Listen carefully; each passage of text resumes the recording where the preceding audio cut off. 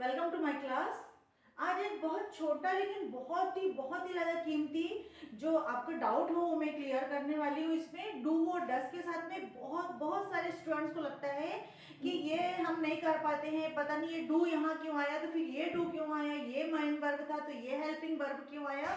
इस प्रकार के कई डाउट। तो आज मुझे लगता है कि डू का मैं पूरा का पूरा कॉन्सेप्ट क्लियर कर दूंगी और मुझे उम्मीद है कि इसके बाद फिर आपको कभी प्रॉब्लम नहीं आएगी। तो चलते ही बिना वेस्ट करते हुए अपना टाइम, बिल्कुल without wasting our time, we have to do this work. Do means होता है करना। डू मीन्स होता है करना। एक प्रकार से ये जब हम कोई काम करते हैं वो होती है एक वर्ब, है ना। लेकिन उसकी जो फर्स्ट फॉर्म होती है वो होती डू, डिड होती है सेकेंड फॉर्म, डन होती है थर्ड फॉर्म, डूइंग होती है फोर्थ फॉर्म, जिसमें डू प्लस आईएनजी लगा दिया फोर्थ फॉर्म, और डज होती है फिफ्थ फॉर्म। फिर से एक बार मैं बोल देती हूँ। डू मतलब बेस फॉर्म जिसको बोलते हैं ना, बिल्कुल एकदम फर्स्ट फॉर्म वो वाली। डिड सेकेंड फॉर्म होती है, डन थर्ड फॉर्म होती है, डूइंग फोर्थ फॉर्म होती है, डज फिफ्थ फॉर्म होती है। यहाँ तक कि आपको कोई प्रॉब्लम तो नहीं है। चल, लेकिन अब देखेंगे कि ये मेन वर्ब का भी काम करती है और ये हेल्पिंग वर्ब का काम करती है। ये वर्ब के वीडियो में अपन पढ़ा चुके हैं, है ना, कि जो मेन वर्ब होती है उसको हम एक्शन वर्ब के रूप में या किसी और में काम करते हैं ना। लेकिन जो हेल्पिंग वर्ब होती है वो सब्जेक्ट के बाद में आके किसी चीज को हेल्प करती है, किसी दूसरे एक्शन वर्ब को हेल्प करती है, किसी कॉम्प्लीमेंट को हेल्प करती है। इट मीन्स वो थोड़ा बड़ा मैटर, इसलिए अभी इसको मतलब अभी केवल डू को ही लेके आएंगे कि डू हेल्पिंग वर्ब का भी काम करती है और मेन वर्ब का भी काम करती है। अब कहाँ करती है थोड़ा सा ध्यान में रखेंगे और उसका डाउट पूरा क्लियर करेंगे। देखो, समझो बिल्कुल बिल्कुल सिंपल सेंटेंस है ना। अब आपको बिल्कुल बहुत ज्यादा टेंस का नॉलेज नहीं तो भी समझ में आ जाएगा कि ये डू क्या है।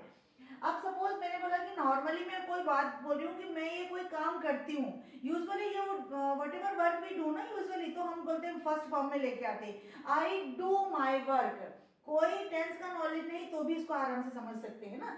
आई डू माई वर्क, मेरा काम, मैं काम करती हूँ, मैं मेरा काम करती हूँ, ठीक है।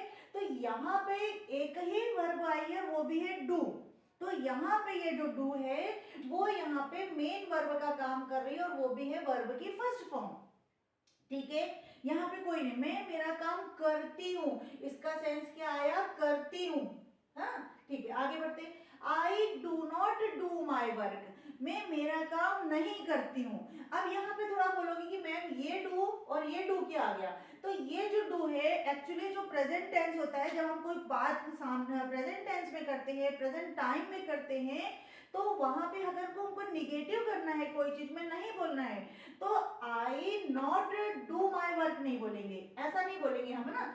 I not do my work. तो जो ये प्रेजेंट की जो हेल्पिंग वर्ब होती है, यहाँ पे ये तो वर्क आ गया था, अपन ने जो काम किया करता है वाला, तो यहाँ पे इसको डू को लाते हैं। तो यहाँ पे ये हेल्पिंग वर्ब का काम करती है कि वो डू नॉट को सपोर्ट करती है और फिर इस डू का मीनिंग बताती है। और यहाँ पे ये जो है ये मेन वर्ब और ये एक्शन वर्ब है ना, मतलब जो कोई काम कर रहा है, कोई एक्शन हो रहा है। तो आई do not do my work, फिर से मैं बोलती हूँ, ये जो पहला वाला डू है ये आपका हेल्पिंग वर्ब का काम कर रहा है और जो सेकंड वाला डू है यहाँ पे मेन वर्ब का काम कर रहा है। तो यहाँ पे हम डू का कोई काम नहीं कर रहे, ये सिर्फ एक मदद कर रहा है। I not do my work, it mean जो करने वाला जो सेंस आ रहा है वो इस डू से आ रहा है, इससे नहीं आ रहा, लेकिन यहाँ पे इसी सेंस, इसी वर्ब से आ रहा है। ये फर्स्ट फॉर्म से यही से आ रहा है, लेकिन केवल निगेटिव और इंट्रोगेटिव में नहीं आता। आगे बढ़ जाए। अब देखो, अगर हमने ये तो निगेटिव हो गया था, लेकिन इंट्रोगेटिव करने के लिए हम क्या करते हैं, ज्यादा बिल्कुल आगे पीछे नहीं करना है, बस ये देखो जो डू है ना, इसको उठा करके सब्जेक्ट में सामने ले आओ, ठीक है। किसी भी टेंस की बात है उसका कोई टेंशन नहीं। Do I do my work, इस डू का फिर सपोर्ट आ गया प्रश्न पूछने के लिए, और ये वाले डू का मीनिंग आ गया कि मैं काम करता हूँ। क्या मैं काम करता हूँ, यहाँ पे आएगा आपका, जैसे सामने आ जाता है इट मीन्स आपको काम करता है। काम करता है तो आपने जब क्या से सेंस आता है तो वहां पे व्हाट नहीं लगाते हैं हम। जब केवल यस और नो आंसर आता है तो वहां पर हमको व्हाट नहीं लगाना पड़ता है, केवल हेल्पिंग वर्ब को सामने ला लेते हैं। तो do I do my work, क्या मैं मेरा काम करती हूँ या करता हूँ, ठीक है। अब यहाँ पे क्वेश्चन टैग भी लगा दिया, यहाँ पे आगे कर दिया और यहाँ पे क्वेश्चन टैग भी लगा दिया। अब थोड़ा लंबा प्रश्न पूछना है अपने को, रीजन पूछना है, कैसे हुआ, कहाँ हुआ, क्यों हुआ, तो कुछ भी नहीं करना है, ये एज इट इज लिखा हुआ है, इसके आगे आपको WH फैमिली लगा देना। Why do I do my work? Why do I do my work? मैं अपना काम क्यों करती हूँ, क्यों करती हूँ। तो फिर भी देखिए यहाँ पे ये जो डू है ये हेल्पिंग वर्ब का काम कर रहा है और यहाँ पे ये जो डू है वो मेन वर्ब का काम कर रहा है ना। तो ये अगर दो डू आ रहे हैं तो यहाँ का कंफ्यूजन आपका दूर हो जाएगा। इसकी जगह पे मैं एक बार और एक सेंटेंस, सपोज यहाँ पे मैंने लिखा है, सपोज यहाँ पे मैंने लिखा है I read a book, I read a book, मैं एक पुस्तक पढ़ती हूँ, है ना।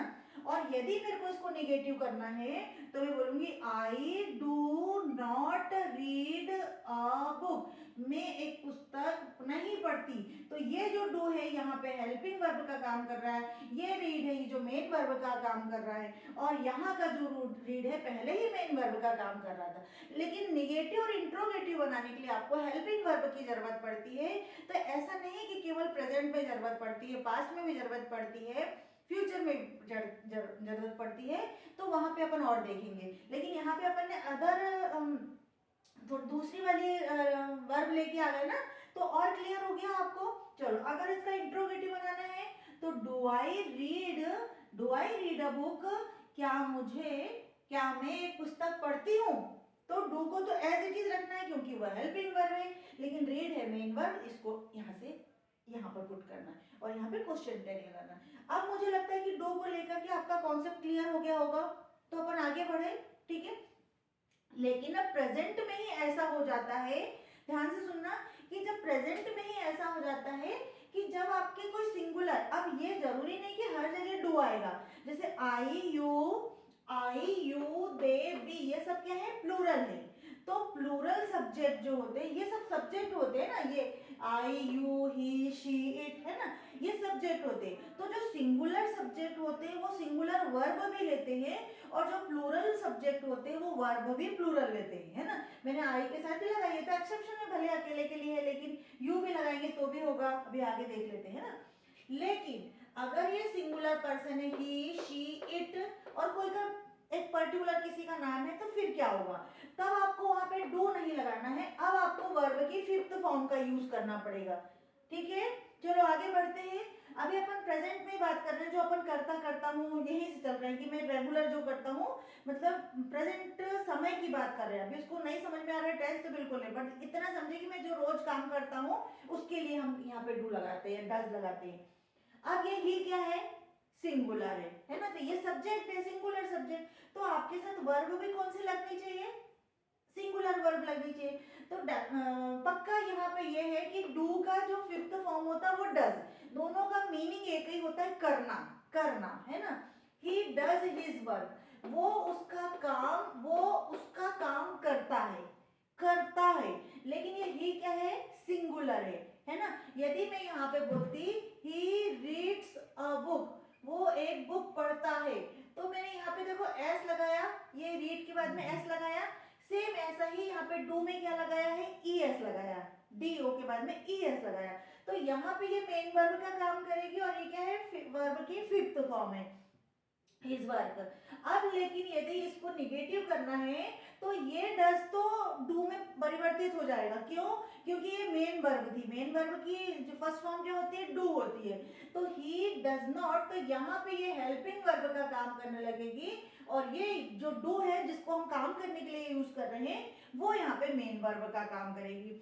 He does not do his work, वो उसका काम नहीं करता, ठीक है। तो यहाँ पे आपकी हेल्पिंग वर्ब आ गई, या ऑक्सिलरी वर्ब, दोनों एक ही चीज है। यहाँ पे डज लिखेंगे, हेल्पिंग वर्ब और ऑक्सिलरी वर्ब एक ही है, यहाँ पे इतना ध्यान रखना है।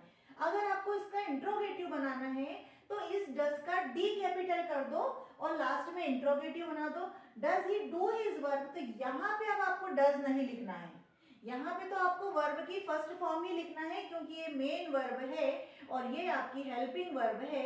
इट मीन्स जब काम करने की बारी आती है तो केवल ये जो इंडेफिनिट टेंस है वहीं पे डज का यूज करते हैं, बाकी नेगेटिव में करेंगे, ठीक है ना। Does he do his his work, क्या वो उसका काम करता है। और यदि और लेंथी क्वेश्चन बनाना है तो why does he do his work, तो फिर यहाँ से मेन वर्ब आ गया और यहाँ पे ये हेल्पिंग वर्ब आ गया, है ना। और ये तो डब्ल्यूएच फैमिली का मेंबर था, जो बड़ा लेंथी क्वेश्चन हमको पूछना है तो हमको इसको लाना है। अब यहाँ पे आपका प्रेजेंट खत्म हो गया। लेकिन जो डिड है वहां पे भी बहुत कंफ्यूजन होता है कि डिड के साथ में हम डू क्या करता है। जब डिड सेकंड फॉर्म है तो फिर वो डिड के साथ डू क्यों आता है। तो हमेशा ध्यान रखना कि डू डिड ये हेल्पिंग वर्ब का भी काम करते हैं और डू मेन वर्ब का भी काम करते हैं ना। चलो डिड के साथ भी एक आध दो चीज देख लेते हैं। देखो डिड क्या है, वर्ब की सेकंड फॉर्म है, डू की सेकंड फॉर्म क्या हो गई, डिड हो गई। तो यदि मैंने बोला कि मैंने काम किया तो मैं उसको क्या बोलूंगी, डिड, है ना। आई डिड माई वर्क, यहाँ पे मेरे डू का कोई काम नहीं है ना। अब जब डिड मैंने जैसे मेरे पास्ट में जो कोई काम कर दिया, मॉर्निंग में जो काम कर दिया, कल जो काम कर दिया, तो वहां मैंने बोला है आई डिड माई वर्क, मैंने मेरा काम किया। किया यहाँ पे क्या आता था, किया। यहाँ पे क्या आता था, करती हूँ या करता हूँ, करता हूँ, ठीक है। किया यहाँ पे आ गया। अब यदि ध्यान से सुन लो, डिड मीन्स यहाँ पे तो किया हो गया, लेकिन अब हमको फिर से निगेटिव करना है। इट मीन्स डू की जो फॉर्म है सेकंड फॉर्म पास्ट के लिए यूज की जाती है, तो उसको हम डिड लगा देंगे, आई डिड नॉट डू। तो यहाँ पे डू फिर से, क्योंकि डिड अपने साथ क्या लेता है, वर्ब की फर्स्ट फॉर्म लेता है। यहाँ तो ये मेन वर्ब का काम कर रहा था, इसीलिए हमने यहाँ पे डिड लिया। यहाँ पे ये मेन वर्ब का काम डू यानी करना ले रहा है कि मैंने मेरा काम नहीं किया, मैंने मेरा काम नहीं किया। तो ये जैसे हमने यहाँ पे हेल्पिंग वर्ब डू ली थी प्रेजेंट में, ऐसे ही यहाँ पे डिड लेंगे, ठीक है ना। सेकेंड फॉर्म होने के कारण यहाँ पे डिड अपन उसके हेल्पिंग वर्ब लेंगे, ठीक है। आगे बढ़ेंगे, डिड आई, बाकी सब में तो करेंगे अपन की I did not read, he did not read, ये भी सही आएगा, ये डिड नॉट रीड, यह भी सही आएगा। लेकिन कंफ्यूजन कहाँ आता है, यहाँ तो किसी को कंफ्यूजन नहीं है ना कि ये डिड आएगा ही हेल्पिंग वर्ब। केवल कंफ्यूजन कहाँ आता है, डू के साथ आता है, क्योंकि दोनों एक जैसे दिख रहे हैं। तो यहाँ पे I did not do my work, मैंने मेरा काम नहीं किया।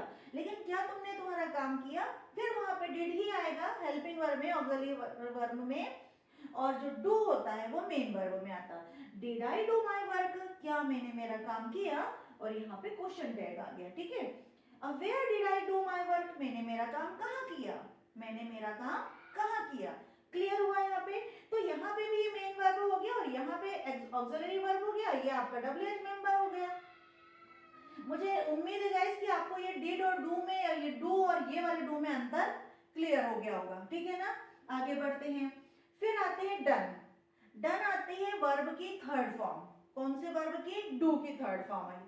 वैसे भी मैंने बताया ना कि डिड यानी होता है जैसे कि मैंने कोई पास्ट में काम किया, सेकंड फॉर्म आ जाती है। लेकिन जब पार्टिसिपल की बात आती है तो वहां पे हमको लगता है कि काम हो चुका, डन हो गया है ना, डन मतलब पूरा हो चुका है। तो हम यूजुअली हम उसको कहते हैं डन, डिड, इसीलिए हमें लगता है कि ये तो हेल्पिंग वर्ब में काम आ रहा है तो इसका मेन वर्ब में क्या काम है, बट ऐसा नहीं है। ये एक्चुअली में करने के लिए एक वर्ब है, इसलिए इसकी सभी चीजों में कंफ्यूज नहीं होना है, अब इसको लेना है। अब अपन डन पे चलते हैं। तो डन वर्ब की थर्ड फॉर्म है ना। तो इसे हम दो प्रकार से यूज कर सकते हैं, पास्ट पार्टिसिपल में भी यूज करते हैं और परफेक्ट में भी करते हैं। जितने भी परफेक्ट टेंस है, चाहे वो परफेक्ट प्रेजेंट परफेक्ट हो, पास्ट परफेक्ट हो या फ्यूचर परफेक्ट, इसमें हमको वर्ब की थर्ड फॉर्म यूज करना पड़ता है। एक एग्जांपल से समझेंगे उसको, है ना। दे हैव डन वर्क, उन्होंने वो काम कर चुके हैं। जो ज्यादा लोग हैं, दे मतलब किसके लिए, ज्यादा लोगों के लिए है, मैंने इसलिए अलग अलग सब्जेक्ट लिए ताकि आपको समझ में आ जाए, है ना। दे हैव डन वर्क, उन्होंने वो काम कर चुके हैं, ठीक है।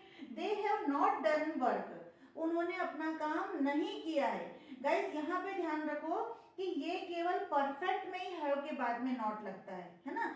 हैवंट भी बोल सकते हैं इसको। They have not done work, उन्होंने काम नहीं किया है, मतलब नहीं किया मतलब ये वाले में अंतर आ रहा था, नहीं किया है मतलब ये वाली, हाँ इसको भी थोड़ा समझ लेंगे कि ये पास्ट में ही नहीं किया है, यहीं से नहीं किया, ये यहाँ पे बोल रहा है कि उसने किया ही नहीं। लेकिन अगर वो यहाँ पे है और यहाँ से बोल रहा है कि काम नहीं किया है क्या, तो नॉट येट, अभी तक तो नहीं किया है, अपन क्या बोलेंगे, उसने अभी तक तो नहीं किया। ये तो मैंने येट लगाया है तुमको समझाने के लिए, मतलब इट मीन्स कि अभी जो एक आपका टाइम ड्यूरेशन चल रहा है, इस और यहाँ पे तो पहले की ही बात हो गई है कि उसने नहीं किया।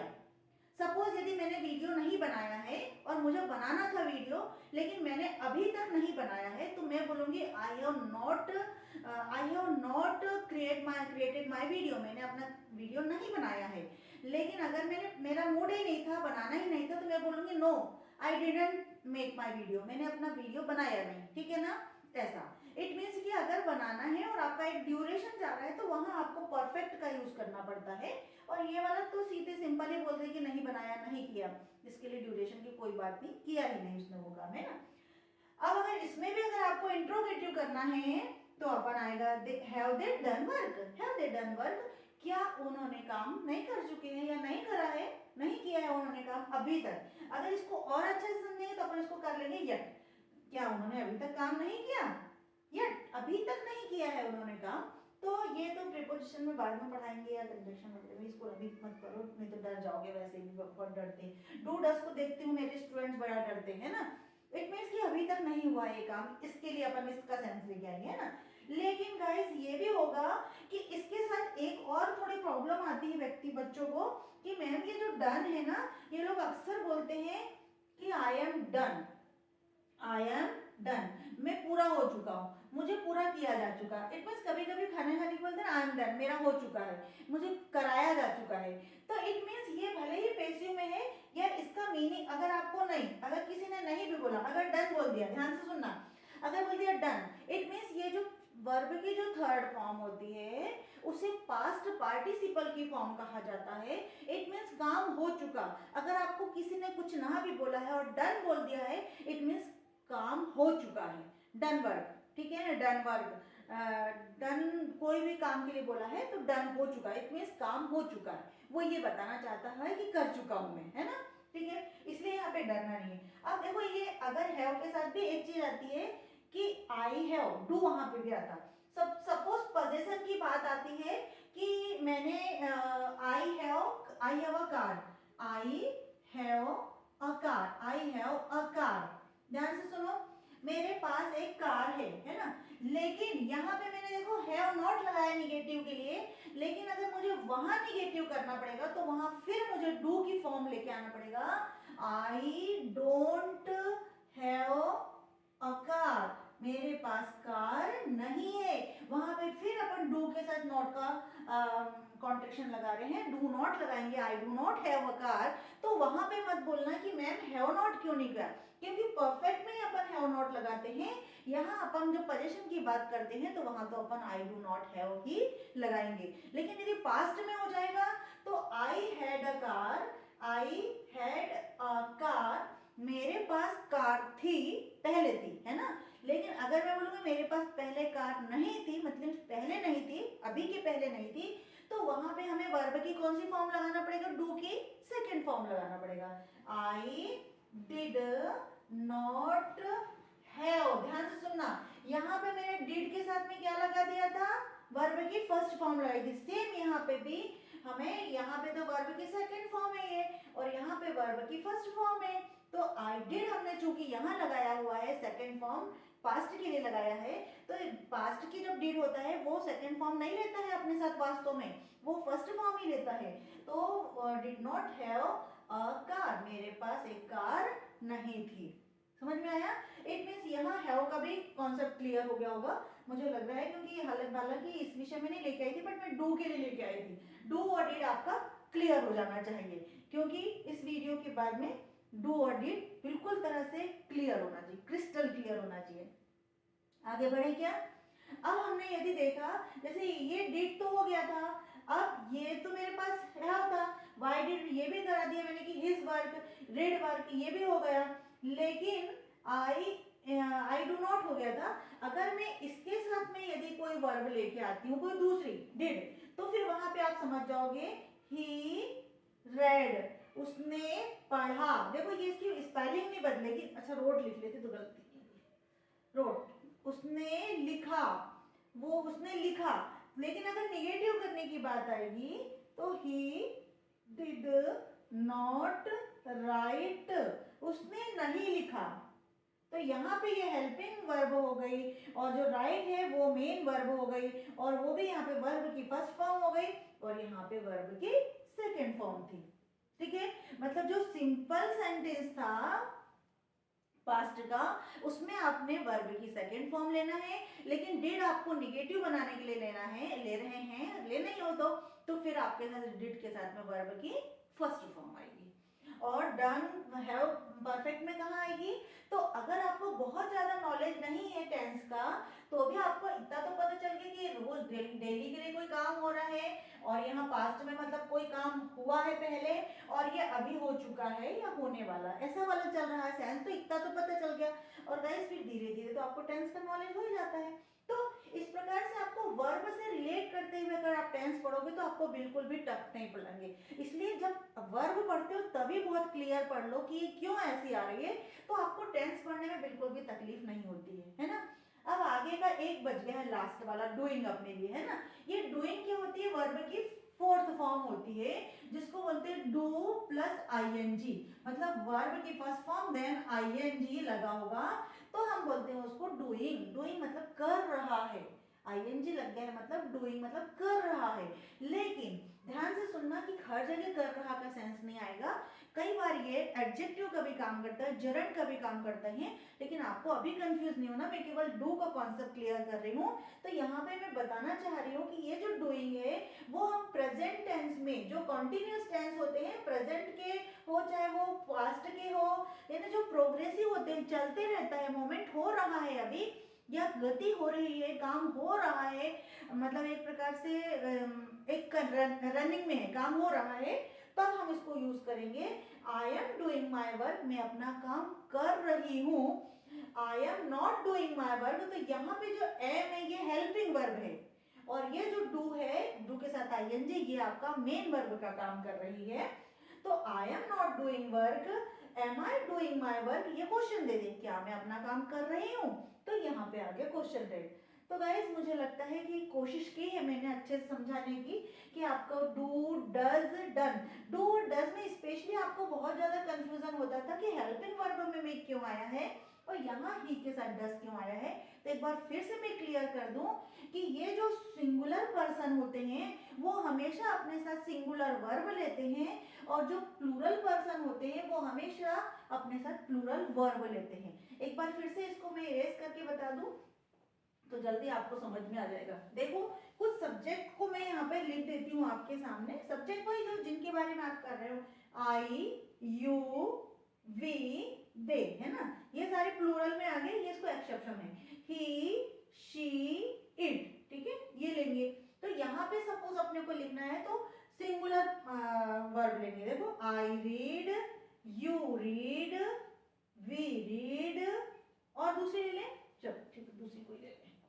आई कुक, कुक यानी खाना बनाना, ठीक है, you cook, we cook, they cook, he अगर आ गया है तो आ जाएगा कुक्स। ये देखो सिंगुलर, यहाँ पे एस लगा दे, वहां ई एस लगा था क्योंकि ये डू था। हाँ, जब वो पूरी डिटेल जब हम फॉर्म में पढ़ेंगे तो ध्यान से सुन लेना इसको, बट अभी तो इसको समझो ऐसा एस है ना। शी कुक्स, कहाँ एस लगाना है कहाँ ई एस लगना है वो उसमें अच्छे से बताया गया। इट के साथ में कुक्स, ठीक है ना। तो इस प्रकार से इसे यहाँ पे याद रख लोगे तो भविष्य में कभी भी आपके साथ वर्ब को लेके कंफ्यूजन नहीं होगा।